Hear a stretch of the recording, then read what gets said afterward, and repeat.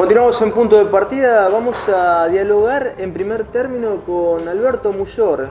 Alberto, muy buenas tardes, ¿cómo estás? ¿Cómo te va? Muy bien. Gracias muy bien. por aceptar esta invitación. Realmente, por favor, es un gusto para mí. Bueno, realmente estábamos charlando recién fuera de cámaras que la importancia del trabajo, más allá de la labor de tu papá en sí, que vamos a desarrollarla, de toda esa generación de técnicos, de científicos, de nuestra región que fueron los artífices de la generación de estos institutos que velaban y que siguen velando por la salud pública de la población. Yo, quería referenciar, y recién lo referenciábamos en el informe, que de alguna manera a tu papá se lo vincula con la imposibilidad que tuvo Coca-Cola de ingresar a nuestra ciudad, a nuestra región, durante más de 25 años. Hoy parece, más allá de lo anecdótico, parece un hecho casi imposible, pero digo, más allá de esta situación que se dio con Coca-Cola, ¿qué nos podés decir, vos que lo conociste, y sobre el trabajo de tu papá en sí? Sí, mira, el tema Coca-Cola, sí, efectivamente, es lo más conocido de mi padre, ¿no? Mi padre fue director del bromatológico. Y en esas condiciones se produjo lo de la Coca-Cola. Pero antes del Instituto Bromatológico que vos mencionaste como un eslabón muy importante en la vida de mi padre, está el Código Bromatológico, que fue también de su autoría de manera conjunta con el ministro de Salud Pública de la provincia, el doctor Irigoyen Freire. Es en ese terreno que tenemos que analizar el porqué de lo de la Coca-Cola. No surgió, digamos, de la nada. No, tenía un basamento legal incuestionable. Histórico, basamento legal e histórico. Exactamente, el código exigía el hecho de que todos los alimentos para la población tenían que darse a conocer cuál era su fórmula por parte de las empresas. Sí, algo que tendría que ser normal. Tendría que ser normal, efectivamente. La Coca-Cola es de público conocimiento de que no deja ver la fórmula, entonces colisionaba con el código bromatológico. Es por ese motivo que este producto tan conocido, derivado de uno de los monopolios más importantes a nivel internacional, fue prohibida en nuestra provincia, también en la oficina bromatológica de Entre Ríos, que con anterioridad ya la había criado mi padre. En una época se decía, bueno, la Coca-Cola se vendía en todo el mundo menos en la URSS y en Santa Fe. Claro, como una cuestión muy rara en virtud del poder que significaba para un discreto director de un instituto la prohibición para el consumo de un producto conocido y fuertemente consumido en todo el mundo. Esto es un hecho realmente interesante. Mi padre siempre fue un convencido de lo mal que hacía este producto, más aún por la cafeína, tenía ácido fosfórico. Entonces, él incluso cuando reaparece la Coca-Cola en la época de la dictadura de Onganía, mi padre sacó una solicitada en el diario donde explicaba los motivos por el cual consideraba e insistía en que era un producto negativo para el consumo de la población. Más aún, también como una muestra de sus convicciones. Sí. Yo recuerdo, y en esto sí lo recuerdo personalmente, que en la época de Tesio, en la época de Isla Aníbal de Tesio, gobernador radical, se trataba de modificar el código bromatológico, que era la causal de la prohibición de la Coca-Cola. Para lo cual, yo recuerdo que en varias ocasiones mi padre fue a las comisiones laborales y científicas acá de Cámara de Diputados y de Cámara de Senadores.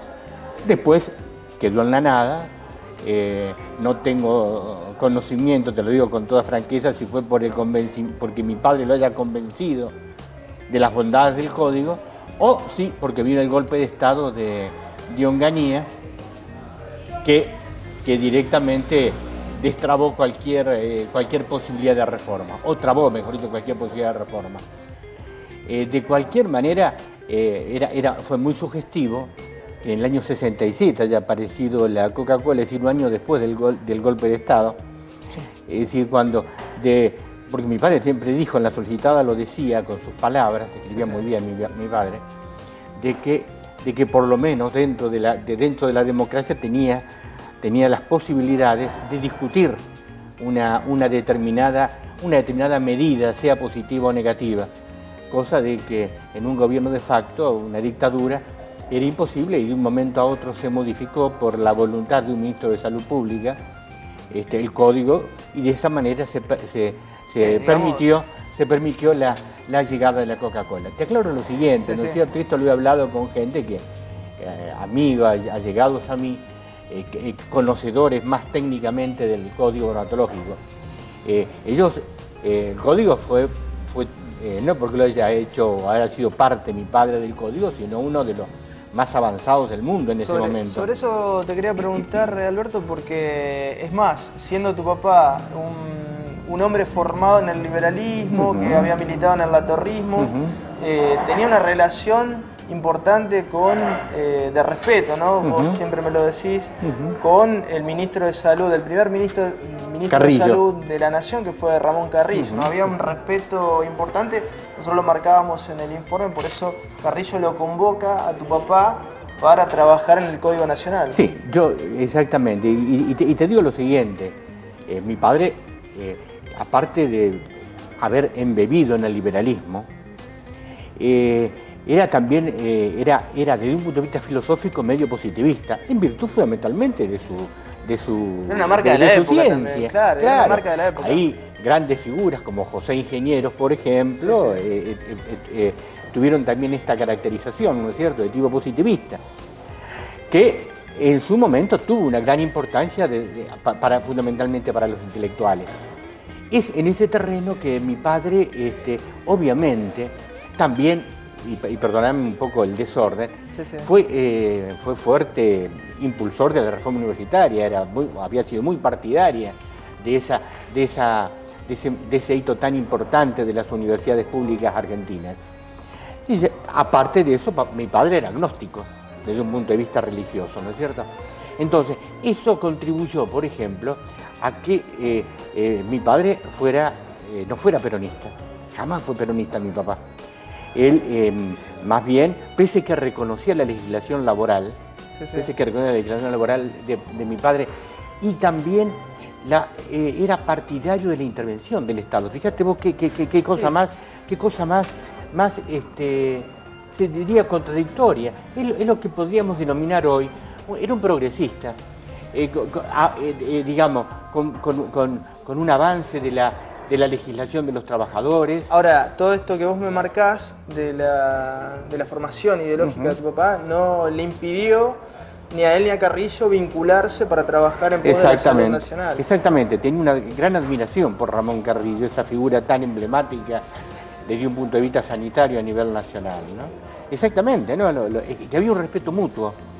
Más aún, mi padre tuvo problemas en el año 49-50 con el en ese entonces gobernador peronista acá en la provincia de Santa Fe, y ese problema significó la intervención por parte de Perón a la provincia. Y fíjate vos lo que son las cosas, porque también estas cuestiones hay que conocerlas, y eso sí me acuerdo porque yo lo viví cuando era muy chico. Claro. Mi padre, por ejemplo, no era partidario de determinadas cuestiones de ese peronismo vinculadas al culto a la personalidad, por ejemplo, los retratos de Eva y de Perón, el luto cuando fallece Eva Perón. Él no era partidario para nada de eso. En el escritorio de mi padre, acá en calle San Martín, en 1800, nunca vi un retrato de Perón y de Eva. ni de él ni de los funcionarios que estaban con él, ¿no es cierto? Los cuales había algunos que eran peronistas, está claro, ¿no? Es decir, fue un funcionario que, pese a no ser peronista, sino por el contrario, él fue respetado y fue director del bromatológico hasta el año 55 que vino la Libertadora. Te propongo, Alberto, hacer una breve pausa y enseguida retornamos aquí en Punto de Partida desarrollando la vida de Jorge Muyor, un científico local que marcó realmente una época en la provincia de Santa Fe. Ya retornamos. Se cuenta que desde el origen de la humanidad fue la madre naturaleza la que nos cuidó, la que nos supo contener y albergar, y la que nos proveyó de nuestros alimentos.